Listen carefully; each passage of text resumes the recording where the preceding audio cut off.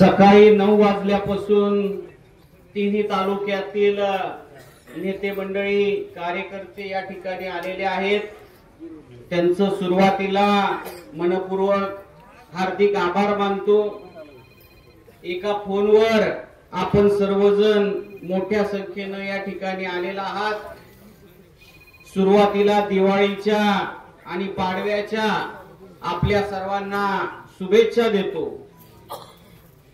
आजची ही बैठक भाषण करण्याची नाही, सूचना करण्याची होती आणि अतिशय चांगल्या सूचना सर्वांनी या ठिकाणी मांडलेल्या आहेत।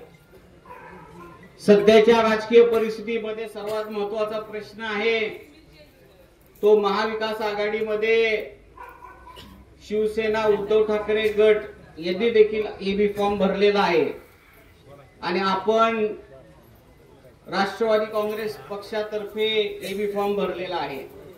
त्यामुळे अनेक जण नेमकं काय होणार ह्या संभ्रमात आहेत। या ठिकाणी महाविकास आघाडीचे शिवसेनेचे कार्यकर्ते असतील, नेते मंडळी असतील, आपले राष्ट्रवादीचे कार्यकर्ते असतील, नेते मंडळी असतील, लोकसभेच्या निवडणुकीनंतर एक नैसर्गिक युती आपल्या सर्व कार्यकर्त्यांमध्ये या ठिकाणी निर्माण झालेली होती, ती आज देखील आहे। दोन्ही पक्षाच्या कार्यकर्त्यांमध्ये या ठिकाणी एकत्रितपणे आपण ही निवडणूक लढवली पाहिजे अशा पद्धतीची भावना आहे। काल काही कार्यकर्ते, नेते मंडळी देखील ह्यातून कसा पद्धतीने मार्ग निघेल ह्याच्याबद्दल प्रयत्न करत आहेत। मार्ग त्या ठिकाणी 100% निघेल, समजा निघाला नाही तरी सुद्धा तेवढ्याच ताकदीनं आपल्याला या ठिकाणी ही निवडणूक तुतारी वाजवणाऱ्या माणसाच्या चिन्हावर या ठिकाणी लढवायची आहे। परंतु महाविकास आघाडीचे सर्व लोकांना आणखीन 1-2 दिवस आहेत। पवार साहेब असतील, उद्धव ठाकरे साहेब असतील, सर्व नेते मंडळी ह्यातून योग्य मार्ग काढतील अशी अपेक्षा या ठिकाणी आपण घेऊया। आजची बैठक ही काही भाषण करण्याची नाही। आजपासून फक्त 18 दिवस आपल्या हातामध्ये आहेत आणि ह्या 18 दिवसाचा योग्य वापर आणि नियोजन आपण कशा पद्धतीने करतो त्याच्यावर आपला येणारी निवडणूक आणि आपला विजय या ठिकाणी अवलंबून आहे। आपल्या मतदारसंघामध्ये गेल्या 6 महिन्यापासून अनेक गोष्टी घडल्या। पैठणी वाटण्याचा कार्यक्रम झाला, कुठं मुरुम टाकण्याचा कार्यक्रम झाला, छोटे मोठे या ठिकाणी कार्यक्रम झाले। परंतु या ठिकाणी सर्वात महत्त्वाचा विषय जो वैशाली यांनी सांगितला की बचत गटाला जे पैसे दिले गेले ते पैसे त्यांनी भ्रष्टाचाराच्या माध्यमातून कमवलेले होते। ते पैसे काळा पैसा होता। पैसे घेण्याबद्दल कुणाला या ठिकाणी आपल्याला अडवता येत नाही, दुमत त्या ठिकाणी करता येत नाही। परंतु आजच्या बैठकीचा सर्वात महत्त्वाचा विषय आहे की गेल्या वर्षी पैसे वाटल्यानंतर आपण त्या महिलापर्यंत पोहोचू शकलो नाही। पुरुष मंडळी आपल्या प्रचारात होती, परंतु त्यांच्या घरच्या महिलांचं मतदान त्या ठिकाणी काही प्रमाणात का होईना विरोधात गेलेलं होतं। ती वस्तुस्थिती होती, ती आपण स्वीकारली पाहिजे। परंतु आज आपल्याकडे वेळ आहे, आज आपण त्यातून मार्ग काढू शकतो। आपण आपल्या घरी आपल्या मिसेसला, आपल्या बहिणीला, आपल्या आईला, आपल्या नातेवाईकांना आपलं चिन्ह या ठिकाणी सांगणं गरजेचं आहे। आपली भूमिका या ठिकाणी सांगणं गरजेचं आहे। ग्रामपंचायतचा जो आपला गट असतो त्या गटातल्या महिलांपर्यंत आपण पोहोचणंच गरजेचं आहे। आणि जसं ग्रामपंचायतला आपण बैठक घेतो तसं बैठक घेऊन किंवा घरोघरी जाऊन आपण आपल्या गटाचं चिन्ह महाविकास आघाडीचं तुतारी वाजवणारा माणूस आहे आणि आपण जर त्यांना मतदान नाही केलं तर ग्रामपंचायतला किंवा इतर निवडणुकीला सुद्धा आपल्याला या ठिकाणी अडचण येईल, हे आपण या ठिकाणी महिला भगिनींना सांगणं गरजेचं आहे। मुरमाचा असेल, पैठणीचा असेल, दादा बसा या ठिकाणी शिवाजी दादा यांचं स्वागत करूया. वेळेत वेळ काढून परवा देखील ते सभेला होते, आज देखील आलेले ज्येष्ठ नेते, त्यांचा आशीर्वाद घेऊन आपण या ठिकाणी आपलं काम चालू ठेवूया. ह्या सर्व गोष्टीमध्ये पैठणी असेल, मुरुम असेल किंवा बाकीच्या गोष्टी असेल, ह्याच्यामध्ये महिला भगिनींपर्यंत पोहोचून त्यांना आपण जर सांगितलं नाही तर निवडणुकीमध्ये आपल्याला अडचण येऊ शकते. त्यामुळं इतर कोणत्याही गोष्टीमध्ये आपल्याला या ठिकाणी अडचण येणार नाही याची मला खात्री आहे. कारण आपल्या पक्षाचा कार्यकर्ता, विचाराचा कार्यकर्ता हा प्रत्येक गावामध्ये आहे. फक्त त्याला चालना, योग्य मार्गदर्शन आपण देणं गरजेचं आहे. त्यांनी हे नियोजनबद्ध पद्धतीनं महिलांपर्यंत आपण पोहोचलो तर 100% सर्वात जास्त मताने आपला विजय या ठिकाणी होणार आहे याची मला या ठिकाणी खात्री आहे. ह्या बचत गटाच्या महिलांना एकत्रित आणण्याचा दुवा जो आहे तो सीआरपी आहे. प्रत्येक गावातली सीआरपी आपल्या संबंधित असते, काही आपल्या बाजूने असते, काही विरोधात असते, काही न्यूट्रल असते. त्यांना सुरुवातीला विनंती करा की बाबा तुम्ही ह्या भानगडीमध्ये पडू नका. तुमचं शासकीय नोकरी आहे, तुम्ही यामध्ये राजकारणामध्ये भाग घेऊ नका. मध्ये गोडीत सांगा. गोडीत सांगितलं नाही आणि त्यांनी जर भाग घेतला आणि त्याची जर आपण तक्रार केली तर 100% त्या सीआरपीची नोकरी या ठिकाणी जाणार आहे हे तुम्ही या ठिकाणी सांगा. नंतर नोकरी गेल्यावर आम्हाला काही सांगू नका. हे देखील आपण जर सांगितलं तर 70-80% महिला या सीआरपी आहेत त्या ह्या भानगडीत पडणार नाही. आपल्याकडं 10-20 गावाच्या रेकॉर्डिंग आहेत. त्यांनी महिलांना शासकीय नोकर असून सुद्धा पक्षाच्या कार्यक्रमाला चला तुम्हाला पैसे देतो म्हणा, हे सर्व रेकॉर्डिंग आपण आपल्याकडे ठेवलेलं आहे. परंतु तिथल्या लोकांनी एकदा त्यांना चान्स द्या, लगेच तक्रार करू नका म्हणून ह्या गोष्टी आपण थांबवलेल्या आहेत. परंतु एका लिमिट पेक्षा जास्त जर हे होत असेल तर आपल्याला नक्कीच सीआरपीच्या त्या ठिकाणी तक्रार करावी लागेल. आणि काही त्यांच्याकडे ऑलरेडी तक्रारी गेलेल्या आहेत, त्याच्यामध्ये 2-3 सीआरपी तर 100% सस्पेंड होण्याच्या मार्गावर आहेत किंवा 100% सस्पेंड होणार आहे. हा आपला सर्वात महत्वाचा विषय आहे. दुसरा सोशल मीडिया, प्रतापभाई यांनी सांगितलं की आपली सोशल मीडिया या ठिकाणी चांगल्या पद्धतीने चालू आहे. परंतु काही युट्यूब चॅनल एखाद्या गावामध्ये जातात, प्रतिक्रिया मागतात. बरेच युट्यूब चॅनल हे सर्व पक्षाच्या लोकांची भूमिका चांगल्या पद्धतीने घेतात आणि चांगल्या पद्धतीने दाखवतात. एखादी भूमिका आपल्या बाजूने असते, एखादी भूमिका आपल्या विरोधात असते. परंतु काही मोजके चॅनल हे 100% विरोधी पक्षाच्या माणसाचं त्या ठिकाणी त्यांची बाजू दाखवण्याचं काम या ठिकाणी करत आहेत. ह्याच्यामध्ये टुडे समाचार नावाचं एक युट्यूब आहे. ते जर गावामध्ये आलं तर आपण 10-20 जणांनी त्याच्या समोर जाऊन आपली भूमिका मांडायची आणि ते आपल्या दुसऱ्या मोबाईल मध्ये रेकॉर्ड करायचं. कारण ते काय करतायत, त्यांच्या विरोधातली जी भूमिका आहे ती कट करतात आणि त्यांच्या बाजूच्या 100% मुलाखती लोकांना दाखवतात आणि त्याच्यामुळं संभ्रम निर्माण होण्याची त्या ठिकाणी शक्यता आहे. फक्त 1-2च अशा पद्धतीचे युट्यूब चॅनल आहे. बाकीचे युट्यूब चॅनल ही सगळ्यांची भूमिका आपली बी दाखवते, त्यांची बी दाखवते किंवा सर्वांची भूमिका दाखवता येते. परंतु अशा काही मोजक्या सोशल मीडियाच्या युट्यूब चॅनलकडे आपण गांभीर्यपूर्वक लक्ष देणं गरजेचं आहे.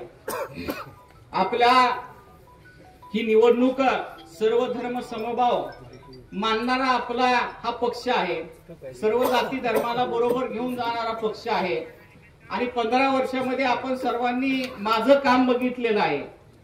आपण बघितलेलं आहे की सर्व धर्म समभाव, सर्व जाती धर्माला 15 वर्ष आपण बरोबर घेऊन काम केलं. मग मुस्लिम समाज असेल, मराठा समाज असेल, धनगर समाज असेल, माळी समाज असेल किंवा या ठिकाणी इतर कोणताही समाज असेल, ह्यांना एकत्रित घेऊन काम करण्याची भूमिका आपण केली.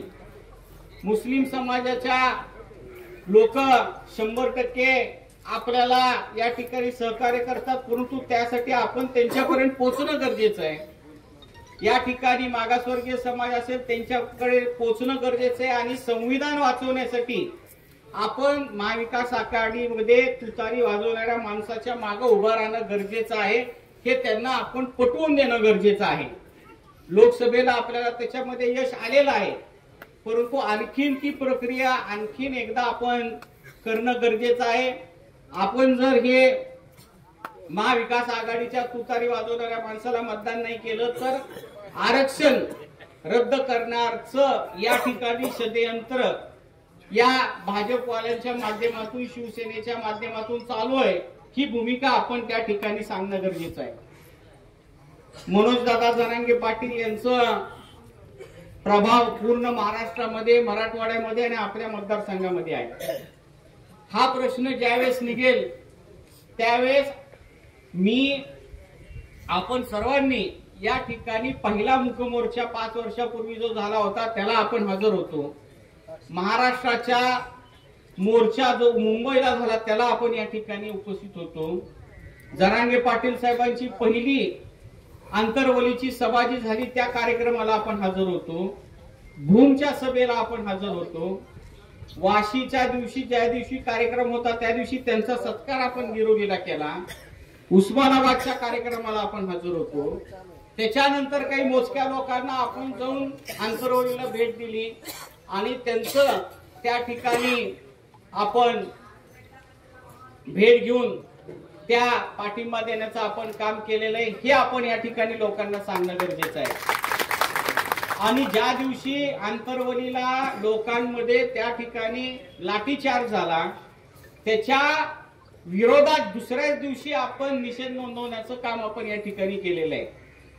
ह्या गोष्टी आम्ही परवा जाऊन मनोजदादा जरांगे पाटील साहेब यांना सांगितल्या. त्यांनी आम्हाला सांगितलं की ह्या सर्व गोष्टी मला माहीत आहेत आणि अतिशय चांगल्या पद्धतीनं रिस्पॉन्स त्यांनी आम्हाला दिला. त्या ठिकाणी उठत असताना काही लोकांनी आपल्या विरोधी पक्षाचा माणूस कशा पद्धतीनं चुकीची स्टेटमेंट करतो ह्याच्याबद्दल देखील त्यांना कल्पना दिली. त्याची देखील मला माहिती आहे असं मनोजदादा जरांगे पाटील साहेब म्हणाले.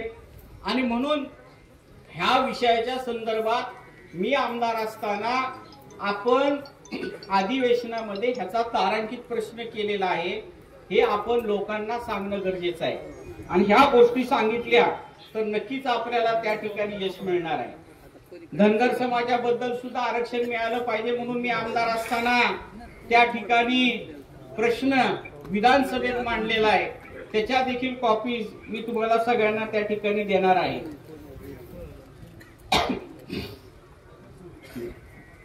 दुसरं आपली ही जी बैठक आहे ते नियोजनाची बैठक आहे. काँग्रेसचे जे नेते मंडळ आपल्या गावामध्ये असतील त्यांच्या संपर्कात आपण राहणं पाहिजे.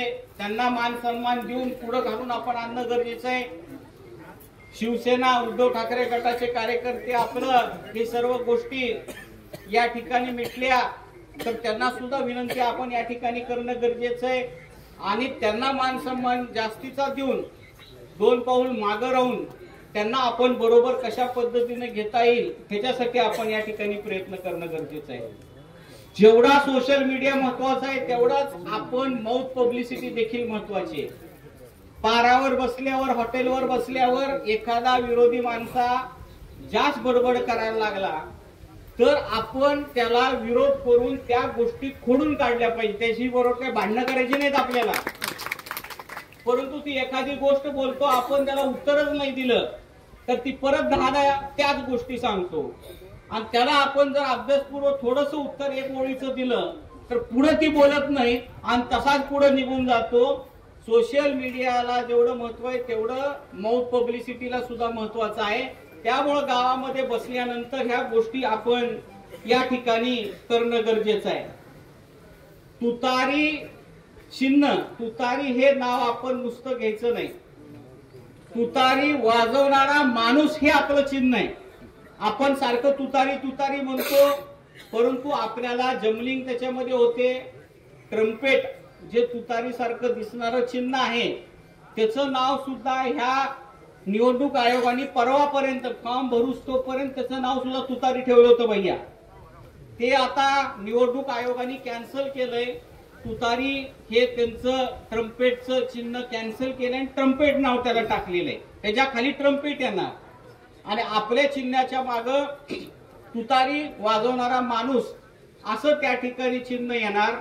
आपलं चिन्ह जे आहे ते आता थोडं गेल्या वेळेस जे आपल्या ईव्हीएम मध्ये दिसत होतं त्याच्यापेक्षा मोठं दिसणार आहे. ती मागणी निवडणूक आयोगाने मान्य केली. 17x17 इंच असं थोडस गेल्या वेळेस पेक्षा मोठं चिन्ह स्पष्ट दिसेल असं ईव्हीएम मध्ये येणार आहे. त्याचं जी साईज आहे ती सुद्धा आपण आपल्या स्टेटसवर ठेवावं म्हणजे ते चित्र स्पष्ट गेल्या निवडणुकीच्या पेक्षा मोठं चित्र देण्याचं कबुली निवडणूक आयोगाने केलेले. तशा पद्धतीचा फायदा आपल्याला या चिन्हाच्या माध्यमातून होणार आहे. आपलं चिन्ह नवीन आहे. जुनं चिन्ह आपलं जे होतं ते घराघरापर्यंत पोहोचलेलं होतं. परंतु आपण निवडणूक मध्ये महिलांना जसं समजून सांगतो तसं हे चिन्ह प्रत्येक घरामध्ये महिलांना, तरुण मुलांना आणि म्हाताऱ्या माणसांना प्रत्येक गावामध्ये जाऊन दाखवणं गरजेचं आहे. चिन्ह नवीन आहे आपण म्हणतो माहिती होईल, परंतु ही गोष्ट आपण त्या ठिकाणी आपल्याला पॉम्पलेट आम्ही नक्की देऊ. त्याचं तुम्हाला हे चिन्ह गावामध्ये आपण घरोघरी जाऊन द्यावं ही विनंती मी तुम्हाला या ठिकाणी करतो. आता पोस्टल मतदानामध्ये होमगार्डचं मतदान असतं, शिक्षकाचं मतदान असतं. ह्या शिक्षकांच्या मतदानामध्ये बरीचशी शिक्षक ही आपल्या बाजूची आहेत. त्यांना आपण विनंती करणं गरजेचं आहे. होमगार्ड आपल्या बाजूचे त्यांना विनंती करणं गरजेचं आहे. आणि सगळ्यात महत्वाचं म्हणजे सरकारी कर्मचारी त्यांच्या विरोधात मतदान करण्यासाठी आतुर आहे. फक्त त्यांच्यापर्यंत आपल्याला पोहोचायचंय. ही पोस्टल मतदानासाठी आपल्याला या ठिकाणी प्रयत्न करायचा आहे. जे वयोवृद्ध आहेत, अपंग आहेत, ज्यांना मतदान पोलिंग बूथ मध्ये जाऊन करता येत नाही त्यांच्यासाठी अगोदर 2-4 दिवस गावामध्ये जाऊन मतदान घेण्याची प्रक्रिया लोकसभेमध्ये झालेली आहे. ती यादी तुम्ही उपलब्ध करून घ्या. मतदार यादी सुद्धा नवीन जी आहे ते तुम्हाला आम्ही उपलब्ध करून देऊ. गावामध्ये काय नवीन मतदानामध्ये बदल झालेले त्याचा अभ्यास करा. जे वयोवृद्ध झालेले आहेत, ज्यांनी नोंदवलेलं आहे की मला पोलिंग बूथ वर जाऊन मतदान करता येत नाही, मला घरीच मतदान करायचंय, त्याची यादी आपण घ्या.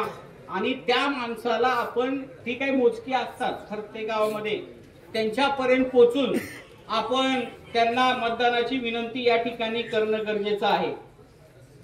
पोलिंग एजंट शेवटच्या दिवशी जो बूथवर असतो त्याची नावं शेवटच्या दिवशी न करता आजपासूनच आपण त्याचं नाव फायनल करणं गरजेचं आहे. जी गेल्या वेळेस राहिलेली माणसं आहेत त्यांना त्याचा अभ्यास असतो, अनुभव असतो, त्याचं सुद्धा नियोजन आपण या ठिकाणी करणं गरजेचं आहे. सगळ्यात महत्वाचं म्हणजे आता काही ठिकाणी सरकारने एक नवीन नियम केलेला आहे की जिथं मतदानाचं थोडं दादागिरी होईल, कुठं बूथ कॅप्चरिंग होईल, आपल्याकडे काही तशी परिस्थिती नाही. परंतु जिथं जिथं थोडी अडचण आहे तिथं सीसीटीव्ही देण्याचं काम सरकारने केलेलं आहे. अशा बूथची यादी तुम्ही मला द्या की जिथं तुम्हाला थोडं अडचण वाटते. माझ्या माहितीप्रमाणे आपल्या मतदारसंघामध्ये असं मागही कधी घडलं नाही, पुढेही घडणार नाही. परंतु ही जर आपल्याला सरकारने सोय उपलब्ध करून दिली असेल तर जवळजवळ 50% बूथवर सीसीटीव्ही कॅमेरा आपण बसवू शकतो. आपण काही नावं तशी वाटली तर तालुका अध्यक्षाकडे द्या. त्या तालुका अध्यक्षाच्या माध्यमातून तिथं सीसीटीव्ही बसवला की बाकीच्या तिथला कोणताही गोष्ट त्या ठिकाणी त्या सीसीटीव्ही मध्ये दिसणार आहे. त्याचं कनेक्शन पार कलेक्टर ऑफिस किंवा वर निवडणूक आयोगामध्ये असणार आहे. त्यामुळे कुणी त्या ठिकाणी दादागिरी, आगाऊपणा, धमक्या ह्या गोष्टीला त्या ठिकाणी काही महत्व राहणार नाही. ह्या सर्व पारदर्शक पद्धतीचा जो कारभार आहे त्याचा फायदा आपल्याला या ठिकाणी होणार आहे. या ठिकाणी जास्त लांबलचक मी बोलणार नाही. आपण फोनवर माझ्या या ठिकाणी उपस्थित राहिलात. आपण या ठिकाणी मी स्वतः आमदारकीला उभा नाही तर तुम्ही इथं आलेला प्रत्येक जण आमदारकीला उभा आहे आणि निवडून आल्यानंतर मी एकटा आमदार नसणार आहे तर तुम्ही इथं बसलेले सर्व आमदार असणार आहेत हे देखील मी तुम्हाला या कार्यक्रमाच्या निमित्तानं सांगू इच्छितो। आपल्या मतदारसंघामध्ये 15 वर्षामध्ये आपण कामकाज करता असताना सर्व धर्म समभाव आणि सर्व जाती धर्माच्या लोकांना बरोबर घेऊन आपण राजकारण केलं, हा एक मुद्दा तुम्ही सांगणं गरजेचं आहे।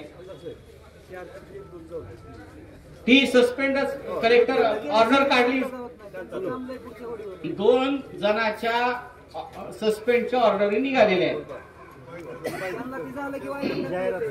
दुसरा मुद्दा नाही ती प्रोसेस चालू आहे, सोमवारी सुट्टी आहे म्हणून।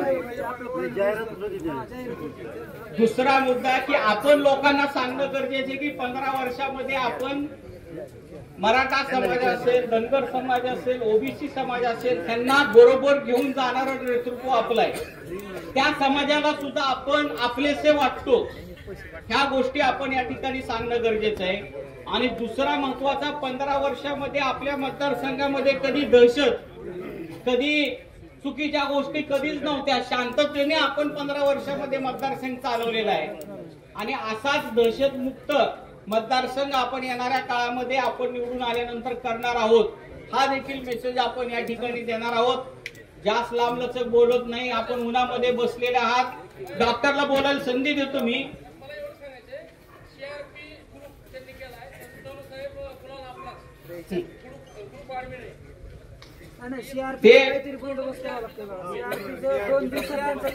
त्याचं जे काय आहे आपल्याकडे द्या, परवा नावं घेऊन महिला भगिनींनी काही गावाची सीआरपीची नावं घेतलेली आहेत, ती कलेक्टरला पाठवलेली आहेत। 2-3 दिवस सुट्ट्या असल्यामुळे त्या 2-3 100% सस्पेंड त्या ठिकाणी होणार आहेत, ह्याच्यामध्ये काळजी नाही। जेवढे होतील, काही फोनवर जरी बोलले महिला तुम्ही चला आणि त्याचं रेकॉर्डिंग असलं तरी आपण त्या ठिकाणी त्यांना सस्पेंड करू शकतो।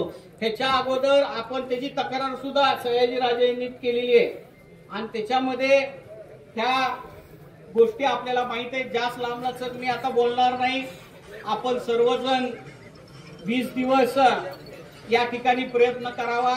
आपला अजूनही प्रयत्न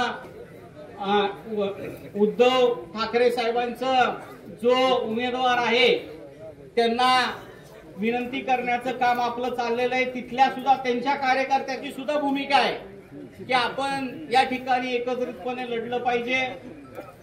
तुमच्या पवार साहेब असतील, उद्धव ठाकरे साहेब असतील, यांच्यापर्यंत सुद्धा आम्ही एकत्रित कार्यकर्त्याच्या नेते मंडळीची आमच्यामध्ये तीव्रता नाही, आम्ही थोडस प्रयत्न केलं तर मार्ग निघू शकतो, अशा पद्धतीचा निरोप त्यांच्यापर्यंत पोच केलेला आहे। यातून 100% मार्ग निघेल अशी अपेक्षा या ठिकाणी व्यक्त करू। जास्त काही न बोलता आपण मोठ्या संख्येने उपस्थित राहिल्याबद्दल आपल्या सर्वांचा आभार मानतो। ज्यांचा नाश्ता झालेला आहे